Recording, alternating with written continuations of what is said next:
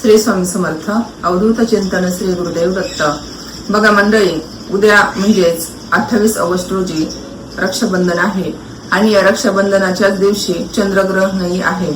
तर बघा, आता आपल्याला प्रश्न असा पडतो की चंद्रग्रहण आहे आणि ते आपल्याकडे दिसणार आहे की नाही दिसणार। चंद्रग्रहण आहे तर आपल्या गर्भवती ज्या माता भगिनी असतील त्यांनी हे ग्रहण पाळायचं की नाही पाळायचं।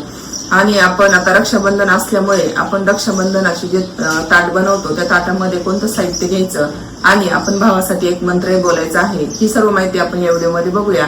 चला तर व्हिडिओला सुरुवात करूया। सर्वांना श्री स्वामी समर्थ। तर बघा मंडळी, या वर्षी जे काही हे शेवटचं या वर्षातलं चंद्रग्रहण आहे ते आपल्या भारतामध्ये दिसणार नाही, कारण हे ग्रहण ज्यावेळेस लागतं त्यावेळेस हे ग्रहण परदेशामध्ये दिसणार आहे।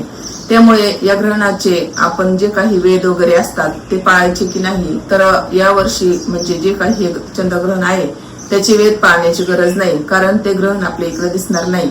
आता प्रश्न पडतो की हे ग्रहण गर्भवती महिलांनी म्हणजे पाळायचं की नाही पाळायचं। तर हे ग्रहण आपल्याकडे दिसणारच नाही, भारतामध्ये हे ग्रहण दिसणार नाही, त्याच्यामुळे हे ग्रहण पाळायची गरज नाही, याची वेदही पाळायची गरज नाही।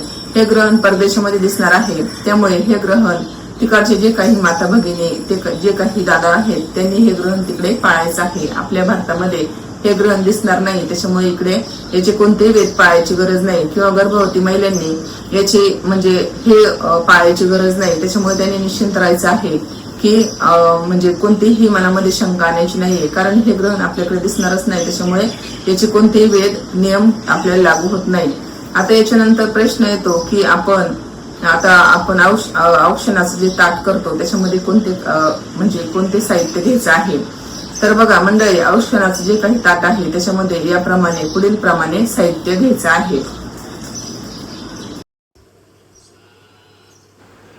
आता औक्षण करताना बघा, एक ताट घेतलेलं आहे, त्यात फुलाच्या पाकळ्या टाकलेल्या आहेत, त्याच्यामध्ये एक साजूक तुपाचा दिवा घेतलेला आहे, एका वाटीत गंध आहे, गंध म्हणजे कुंकू आहे, त्यात थोडंसं पाणी टाकून ते ओलं केलेलं आहे। एका वाटीमध्ये साखर आहे, त्याच्याऐवजी तुम्ही पेढा घेऊ शकता। एका वाटीमध्ये अखंड अशा अक्षता आहेत आणि राखी घेतलेली आहे आणि एक सोन्याचं नाणं आहे, त्याच्याऐवजी मी अंगठी घेतलेली आहे। असं छान असं ताट हे तयार करून घेतलेलं आहे।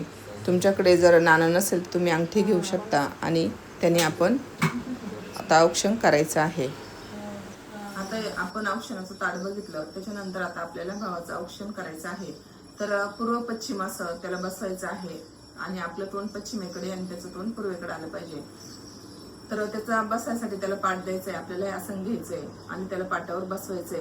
प्रथम त्याला गंध लावायचंय। बघा, गंध लावताना हळद युक्त गंध घ्यायचंय, म्हणजे कुंकू हे हळदीचं घ्यायचंय बघा, बिना केमिकलचं, कारण केमिकलचं घेतलं तर ते कुंकू हे 2 दिवस निघत नाही बघा, आणि त्यांनी आपल्या स्किनला ॲलर्जी होण्याची शक्यता असते। त्यामुळे बाजारात बिना केमिकलचं कुंकू भेटतं, तेच घ्यावं।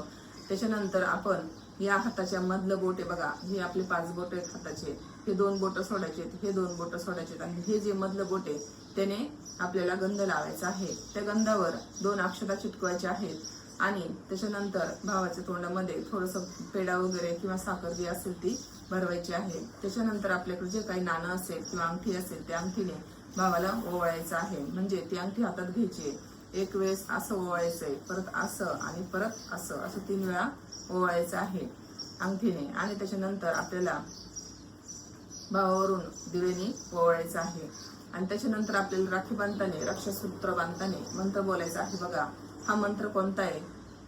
येन बद्धो बलिराजा दानवेंद्रो महाबल तेन त्वामपि बद्धनामी रक्षेमा चलमा चल। या मंत्राचा अर्थ असा आहे बघा, ज्या रक्षासूत्राने महाबली राजाला बांधलं गेलं होतं त्याच रक्षासूत्राने मी तुला बांधत आहे आणि हे रक्षासूत्र तुझं अखंड म्हणजे सदैव तुझं रक्षण करो।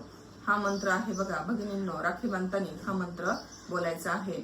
असं साधं सोपं रक्षाबंधन आपण करायचं आहे। त्याच्यानंतर जे काही आपण त्याला राखी बांधू, ही राखी जेव्हा आपण म्हणजे भाऊ जेव्हा ही राखी सोडेल तेव्हा ती इकडं तिकडं कुठेही टाकायची नाही, ती आपण सरळ वाहत्या पाण्यामध्ये सोडून देऊ शकतो, कारण हा रक्षासूत्राचा धागा आहे बघा। काही लोक वर्षभरही हातामध्ये ठेवतात आणि काहींना काही कारणास्तव सोडावी लागली तर ती पाण्यामध्ये सोडून द्यावी, ती इकडं तिकडं कुठेही टाकू नये, कारण हा खूप पवित्र धागा आहे। ज्यावेळेस भाऊ बहिणीचं हे पवित्र नातं आहे आणि ज्यावेळेस आपण ही राखी बांधतो तो आपल्या एक प्रेमाचा धागा आहे आणि तो धागा असं कुठेही इकडं तिकडं टाकू नये आणि असं छान असं रक्षाबंधन सर्वांनी साजरं करा. बघा या व्हिडिओमध्ये एवढंच. सर्वांना श्री स्वामी समर्थ. तुम्हाला रक्षाबंधनाच्या खूप खूप स्वामीमय शुभेच्छा. आशा करते की तुमचं रक्षाबंधन हे खूप सुखाचं समृद्धीचं जावो. स्वामींकडे हीच प्रार्थना की सगळ्यांना छान छान अशी म्हणजे गिफ्ट भेटो आणि गिफ्ट भेटूनही एकमेकांशी प्रेमाने राहा, एकमेकावर रागवू नका, रुसू नका. जे काही आपल्या भावाने आपल्याला दिलंय त्याच्यामध्ये त्याचं प्रेम आहे आणि ते प्रेमच आपलं सगळं काही आहे. चला तर मग या व्हिडिओमध्ये एवढंच. भेटूया पुढच्या व्हिडिओमध्ये नवीन माहितीसह. तोपर्यंत सर्वांना श्री स्वामी समर्थ.